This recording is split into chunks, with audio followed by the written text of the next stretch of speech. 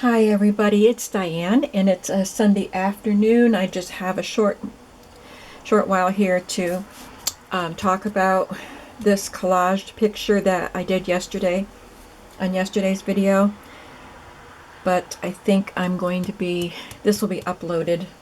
This video will be uploaded right after I upload this video because they kind of go together, if that made sense. It'll be Monday morning that they get uploaded. So this is the page that I wrote about my fears in my creative life. And then we were to collage with a bunch of papers on top of those fears to push the fears into the background and work past them. And then we were instructed to just create something, do some art on top of this collage that we did. She did not show us what she did because she did not want us to be influenced by what she did on her paper. So she didn't show it to us until after we did this, if you followed the rules and didn't watch the video. So I like collages. That's one of the things that I have learned in going through this process, that I really like collages. So that's what I did. And some of the elements, she said, pull out elements that you always like to use or that you use frequently. So I have, well, we're going to talk about that. So I pulled out things that I like, and that's what I collaged with. And I didn't show on that video, but before I continued, I had already stopped the video, and I thought it's too empty here, and I almost always use stenciling in my journals when I'm making a journal. I love the way that it creates a depth and a texture and just some added interest. So I just added a little bit of stenciling on top of that. And then I watched Gina's video on what she did on her paper, and I have to say, almost right away when she started, I almost right away thought, oh, I did mine wrong. And that's exactly what you're not supposed to do. And she even said that as she worked in her journal, or as she showed us the page and talked about it. She said, I don't want you to think that because if you didn't do what I did, that you did it wrong. That's not the way it is. That's why she didn't show us her page. I would have done something different if I had seen her page. I talked about the fact that it was kind of hard to collage on top of the collage paper because it all seemed so busy. However, I do like the way it turned out.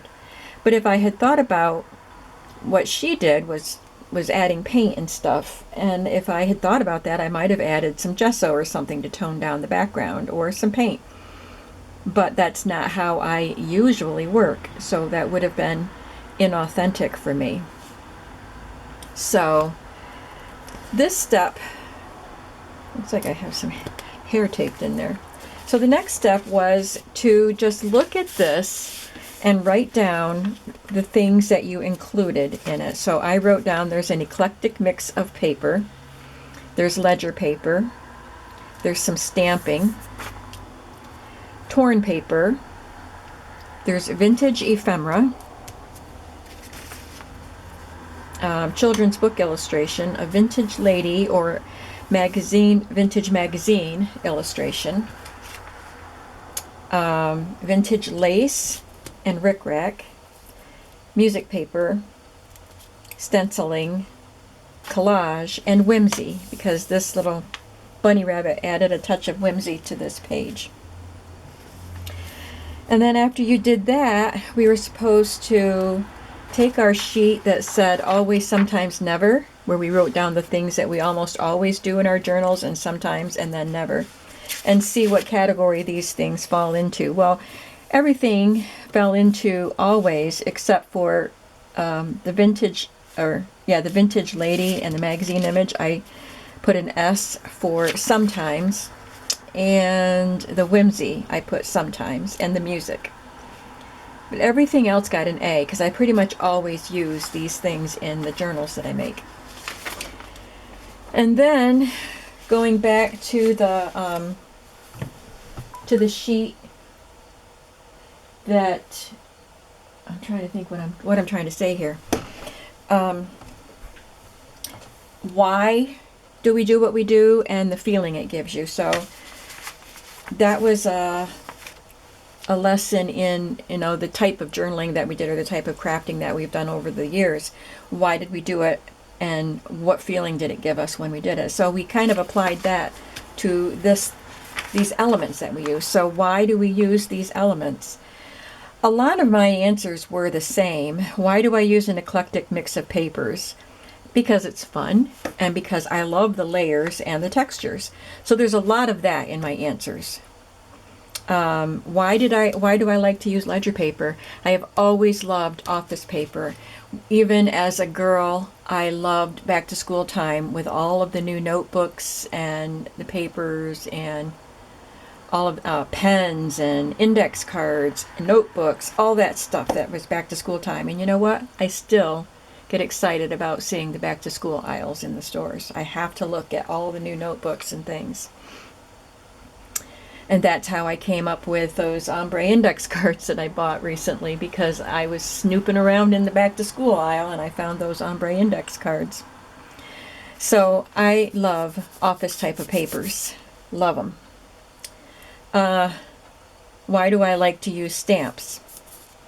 Well, there's such a variety of images, and it's easy to just tap your stamp into an ink pad and put it on the paper, and you've got instant art on your book and on your page. And that's why I like it. I just love stamping and all of the images. Torn paper is easy, and it creates a nice texture. I should talk about the feelings too as I go, I guess. The eclectic mix of papers makes me happy and excited. I just have this thrilled feeling inside when I've mixed up papers and have them all in a way that I like them. And even just flipping through a junk journal with the eclectic mix of different types of papers, it just makes me happy. For the stamps, the feeling I get is I love finding the right image. And again, it gives me a really happy feeling to stamp that image down and see how nicely it looks with all of the rest of the elements of the book. The torn paper is free. It makes me feel free and easy. Vintage ephemera. Why do I like to use vintage ephemera? Because it's nostalgic, and I like nostalgia. And the feeling it gives me is it makes me happy to use discarded items, and they add interest. If I saw someone else's work with vintage elements in it, I would be very interested in them. Where did they get them? What were they originally for? How old are they? I love the colors and the texture of them. Children's book illustrations. I like them because they're cute and whimsical and nostalgic. I have always, even as a child, loved to just stare and stare at the illustrations of children's books. I've talked about Eloise Wilkin and how I loved her Golden Book illustrations. And I also we had a lot of books that had Richard Scarry illustrations, and I used to really study but all of the illustrations of children's books. And even as an adult, I bought children's books for my children because I love the pictures, and I bought them for my grandchildren because I love the pictures. And I've kept them. Now that I'm preparing to move, I'm getting rid of most of them, but my grandkids, my kids are taking them, a lot of them, and then the rest are either going to go to the library or Salvation Army to be passed on. But I love children's book illustrations. Just love them. They make me happy. Where am I? Okay, the Vintage Lady or Vintage Magazine. I am drawn to lady images, and I love the elegant look of the vintage ladies. I love elegance, and I love vintage, and it makes me happy to add that. My eye is instantly drawn to her in this. Why do I like vintage lace, rickrack, and trims? Again, elegance. Lace adds elegance, and rickrack adds whimsy. So we have whimsy here in 2 points with the rabbit and the rickrack. And using lace in my journals makes me feel elegant. Why do I like music? Well, it is interesting to see the music notes on the vintage paper, but I am a musician and I've always loved music. And so music paper means something to me. Also, my father loves music. He's not a musician. His mother was, and she's the one who taught me to play the piano. But he can sing, he just won't. He inherited music talent, he just doesn't use it. But, so that's a connection between me and my father and my grandmother. The same one who kept the diary, by the way. That music is in the family. And my dad and I like to talk about different types of music that we love. We discuss classical music and other types of music too. So that's a link with me and my dad. So music means something to me. I like to use stenciling to add depth and texture and interest, and it makes me feel artistic to add the layers of stenciling. Why do I like to collage? Because of the interest. And I love arranging images and elements. I just like doing the arrangement, and I love the way it looks. And again, it's the variety that you get. And it makes me feel, again, artistic and also relaxed. It is relaxing for me to arrange things on paper and then glue them down. And why do I like whimsy? Because it's fun and unexpected. And it makes me happy and it makes me smile. So that was the exercise that went along with that. The next phase is going to take longer. I don't know when I'll be able to accomplish it fully and then do a video on it, but I'm grabbing my papers here. This is the pile of papers that I gathered after the first video when she said to just gather up a pile of papers that aren't precious or, junk papers. So this is what I have, and now I'm supposed to do something to them. To each and every page, I'm supposed to add color, stenciling, collage, whatever I want to do to them. And it's not all the same thing to all the papers. So I do like to use sprays with stencils. I like to use my ink with stencils. I do like to use paint sometimes, so I'm going to be using paint. I'm going to be using a lot of things to color these pages, and even add maybe some collage on some of them. And then from there,